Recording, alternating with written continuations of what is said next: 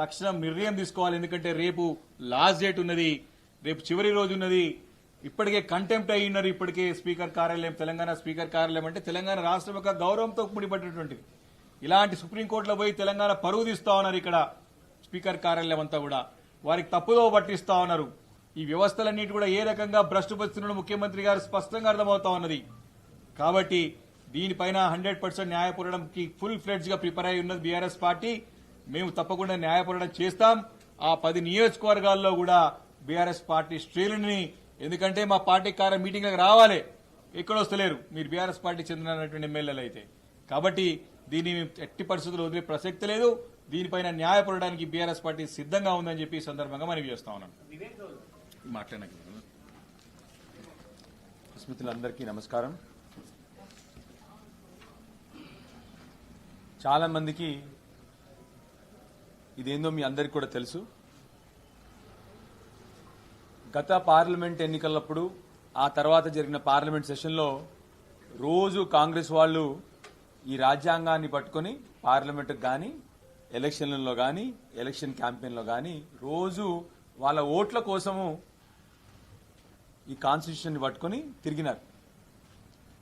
అలాంటిది ఇవాళ రాజ్యాంగాన్ని పరిహాసం చేసిన పార్టీ ఏదైనా ఉందంటే ఈ కాంగ్రెస్ పార్టీ. అంటే వాళ్ళ ఓట్ల కోసమేమో ఈ పుస్తకం చూపెట్టి తిరుగుతారు, వాళ్ళ ఓట్లు అయిపోయిన తర్వాత రాజ్యాంగాన్ని పరిహాసం చేయడం కూడా ఈ పార్టీకే అవుతుంది. ఇవాళ బాధేస్తా ఉంది. మా ఎమ్మెల్యే గారు లోపల మీటింగ్లో ఆ ఆర్డర్స్, కాపీ ఆర్డర్స్ అడిగితే ఇప్పుడే వారున్న రూల్ బుక్ చెప్పినారు, రాజ్యాంగం ఏం చెప్తుందో చెప్పినారు, అయినా కూడా కనీసం ఆర్డర్ కాపీ ఇవ్వలేకపోయినారు. అంటే ఏం చెప్తా ఉంది? ఈ ఆర్డర్ కాపీ స్పీకర్ గారు తయారు చేయలే, ఈ order copy Jubilee hills palace లో తయారైంది. ఎందుకంటే ఈ జూబ్లీ హిల్స్ ప్యాలెస్ రాజు ఎప్పుడో జడ్జిమెంట్ ఇచ్చినాడు. ఏమీ కాదు, 10 మంది పార్టీ మారినా సుప్రీంకోర్టు ఏం చేయలేదు, రాజ్యాంగం ఏం చేయలేదు, ఎవరు కూడా ఏం పీకలేరు, నన్ను మీరేమీ భయపడొద్దు, మిమ్మల్ని కాపాడాల్సిన బాధ్యత నాది, ఈ రాజ్యాంగం నా ముందర ఏం పనిచేయదని డైరెక్ట్ మన జూబ్లీ హిల్స్ ప్యాలెస్ సంబంధించిన రాజుగారు ఎప్పుడో జడ్జిమెంట్ ఇచ్చినారు. ఇవాళ అదే జడ్జిమెంట్ మా మంచి స్పీకర్ గారికి చేతికి పెడితే ఆ స్పీకర్ గారు చదివినారు, వెళ్ళిపోయినారు. స్పీకర్ గారు తీసుకున్న డిసిషన్ కాదు ఇది. ఈ డిసిషన్ ఏదైతే ఉందో ఇవాళ ఎందుకు చెప్తా ఉన్నానంటే ఆఖరికి ఆర్డర్ కాపీ కూడా మాకు ఇవ్వలేదు. ఎందుకంటే అది రాజుగారి చేతి రైటింగ్ లో ఉంది, దాన్ని ఇప్పుడు మార్చాలి వాళ్ళు. రాజుగారి చేతి రైటింగ్ లో, రాజుగారు ఎవరు తెలుసు మీ అందరికీ, జూబ్లీ హిల్స్ ప్యాలెస్ రాజుగారు అంటే మన ముఖ్యమంత్రి రేవంత్ రెడ్డి గారి చేతి రైటింగ్ లో ఉంది. కాబట్టి కనీసం పిటిషనర్లకు ఆర్డర్ కాపీ కూడా ఇవ్వలేదు. ఇంత దారుణమైన పరిస్థితిలో మన రాష్ట్ర ప్రభుత్వం నడుస్తూ ఉంది. సుప్రీంకోర్టుకి విలువ లేదు, రాజ్యాంగానికి విలువ లేదు. ఇంత దారుణం అంటే కేవలం ఒక స్టేట్మెంట్, వాళ్ళందరూ ఎమ్మెల్యేలుగా కొనసాగుతారు, కనీసం ఏ పార్టీలో ఎమ్మెల్యేలు కొనసాగుతారు కూడా ఇవ్వలే ఆ స్టేట్మెంట్లో బాధ మీకు మరి మీరు తీసుకోండి, వాళ్ళ దగ్గర మాకైతే ఇవ్వలేదు, ఆ స్టేట్మెంట్ ఇవ్వలేదు, మీకు ఇస్తారంట. ఆ స్టేట్మెంట్లో ఏం చెప్పినారంటే వీళ్ళు ఎమ్మెల్యేలుగా కొనసాగుతారు అని చెప్పినారు. మరి కనీసం బీఆర్ఎస్ పార్టీ ఎమ్మెల్యేల వాళ్ళు, కాంగ్రెస్ పార్టీ ఎమ్మెల్యేల అని కూడా ఆ స్టేట్మెంట్లో లేదు. ముఖ్యమంత్రి గారు స్పీకర్ గారిని ఇరకాటంలో పెడుతున్నారు తప్ప స్పీకర్ గారి గొప్ప ఔదార్యం గల మనిషిని తనని కూడా కించపరుస్తా ఉన్నాడు ఈ ముఖ్యమంత్రి. స్పీకర్ని కించపరుస్తా ఉన్నారు, సుప్రీంకోర్టుని కించపరుస్తా ఉన్నారు, రాజ్యాంగాన్ని కూడా కించపరుస్తా ఉన్నారు. రేపు ఇంకా రాజకీయాలకు విలువేముంటది? అన్నిటికంటే దారుణం ఏంటంటే ఆ ఎమ్మెల్యేలు ఇంటికి పోయి ఆత్మవంచన చేసుకోవాలి. ఏంది మీ పరిస్థితి? ఏంది ఇవాళ?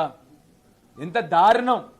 లాయర్లు మీరు ఎందుకు పోయి రూలింగ్ పార్టీ దగ్గర ఎందుకు కూర్చున్నారని లాయర్లు అడిగితే చెప్తే ఇక్కడ మీరున్న వాళ్ళందరూ కూడా కింద పడి నవ్వి వస్తారు. ఇప్పుడు చెప్పమంటారా? అక్కడ ఎందుకు కూర్చుంటున్నారు కాంగ్రెస్ పార్టీ వైపు అంటే అక్కడ టాయిలెట్ దగ్గర ఉంటుందని కూర్చున్నాం సార్ అని చెప్తున్నారు. అంత దారుణమైన పరిస్థితిలో ఇవాళ ఎమ్మెల్యేలు ఉన్నారంటే ఎవరు కాపాడాలి మన రాష్ట్రాన్ని? ఇంకా అర్థం చేసుకోండి మీరు.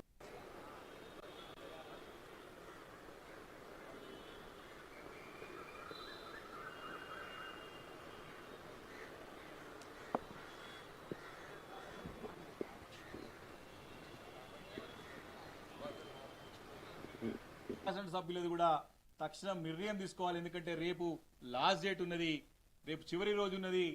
ఇప్పటికే కంటెంప్ట్ అయి ఉన్నారు. ఇప్పటికే స్పీకర్ కార్యాలయం, తెలంగాణ స్పీకర్ కార్యాలయం అంటే తెలంగాణ రాష్ట్రం యొక్క గౌరవం. శాసనసభ యువకులు రాజకీయంలోకి వస్తారా ఇట్లాంటి వాళ్ళు ఉంటే? దారుణం. తప్పకుండా బీఆర్ఎస్ పార్టీ న్యాయ పోరాటం చేస్తుంది. తప్పకుండా మా అధ్యక్షుల వారితో కూర్చొని దీన్ని ముందర తప్పకుండా తీసుకెళ్తాం. రాజ్యాంగాన్ని కాపాడాల్సిన బాధ్యత మా బీఆర్ఎస్ నాయకుల మీద, బీఆర్ఎస్ పార్టీ మీద ఉంది. 100% మా వంతుగా ఇక్కడ న్యాయం జరిగే వరకు పోరాడతాం. ఆ ఎమ్మెల్యేలని తప్పకుండా ప్రజల ముందర దోషులా నిలబెడతామని చెప్పి చెప్తా ఉన్నాము. జై తెలంగాణ. చాలా ఎవిడెన్స్ కోర్టు దృష్టి తీసుకొచ్చారు, స్పీకర్ దృష్టి తీసుకొచ్చారు. వాళ్ళు పార్టీ మారింది అనడానికి ఎన్నో రకాల ఉదాహరణలు ఇచ్చారు. ఏ గ్రౌండ్స్ బేస్ చేసుకొని చూసుకొచ్చారు అసలు స్పీకర్ గారు? అదే ఈరోజు స్పష్టంగా మేము స్పీకర్ గారు ఏ బేసిస్ పైన, ఏ గ్రౌండ్స్ పైన మాకు పిటిషన్ ని మీరు డిస్మిస్ చేశారని చెప్పి ప్రశ్నించిన సందర్భంగానే ఆర్డర్ కాపీ మా చేతికి వస్తే మాకు తెలుస్తుంది. సో దట్ గ్రౌండ్స్ అవి నిజమైన గ్రౌండ్స్ లో రిజెక్ట్ చేసిరా లేకపోతే రాజకీయ కారణాలతో రిజెక్ట్ చేసిరా స్పష్టంగా అర్థమవుతున్న ఉద్దేశంతోనే మేము అడగడం జరిగింది. ఆర్డర్ కాపీ చేతికి ఇవ్వడమే కాదు, మరి ట్రిబ్యునల్ చైర్మన్ గా స్పీకర్ గారు మరి మాకు ప్రొనౌన్స్ చేశారు. నిజంగానే మాకు చేతికి ఆర్డర్ కాపీ ఇవ్వకపోతే అట్లీస్ట్ మీరు చదవండి, మొత్తం ఆర్డర్ చదువుతానని మేము నోట్ చేసుకుంటాం. నోట్ చేసుకుని మా అడ్వకేట్స్ నోట్ చేసుకుని దానిపైన మేము చెప్పుకోవడానికి, బయట మాకు ప్రజలకు వివరించుకోవడం కానీ పార్టీకి చెప్పుకోవడానికి, మా పిటిషన్ చెప్పుకోవడానికి అవకాశం ఉంటుందని చెప్పి రిక్వెస్ట్ చేస్తే కూడా మరి ఎవరైతే స్టాండింగ్ కౌన్సిల్ అడ్వైజర్ ఉన్నారో వారు సమానం చెప్పినారు. మేము ఎట్లకెళ్ళి అప్లోడ్ చేస్తాం కదా అలా చూసుకోండి అని చెప్పినారు. అంటే ఏ బేసిస్ పైన మా పిటిషన్ రిజెక్ట్ అయిందో కూడా ఇప్పటివరకు తెలియదు. వారికి అన్ని రుజువులు ఉన్నాయి, అన్ని కూడా బాహాటంగా తిరుగుతా ఉన్నారు. వారికి అన్ని రకాల ఆధారాలు ఇచ్చినాము. కాబట్టి ఇది దాటివేయడానికి లేదు.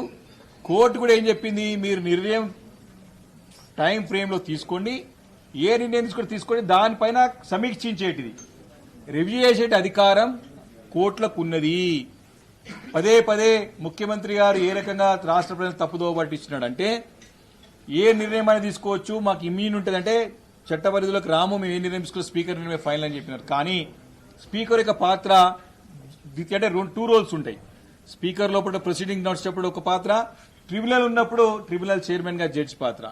ఏదైతే ట్రిబ్యునల్ చైర్మన్ గా తీసుకునే నిర్ణయం ఏదైతే ఉంటుందో that can be reviewed by the judiciary, court review చేయొచ్చు అన్నది. కాబట్టి స్పష్టంగా ఉన్నది. కాబట్టి ఈరోజు ఈయన ఏ నిర్ణయం తీసుకున్నా ఈ యొక్క నిర్ణయాన్ని హైకోర్టులో తప్పకుండా రివ్యూ వస్తుంది. అన్ని ఆధారాలు ఉన్నాయి, ఓపెన్ ప్రూఫ్స్ ఉన్నాయి, వారు కూడా అన్ని ఉన్నాయి. కాబట్టి తప్పకుండా తప్పించుకోలేరు. ఇంకో మాట, ఇదే రేవంత్ రెడ్డి గారు మరి పిసిసి అధ్యక్షుడు ఉన్నప్పుడు, మరి అధికారంలో లేనప్పుడు ఏం మాట్లాడాడు, ఎవరైనా ఎమ్మెల్యేలో ఒక పార్టీలో గెలిచి ఇంకో పార్టీ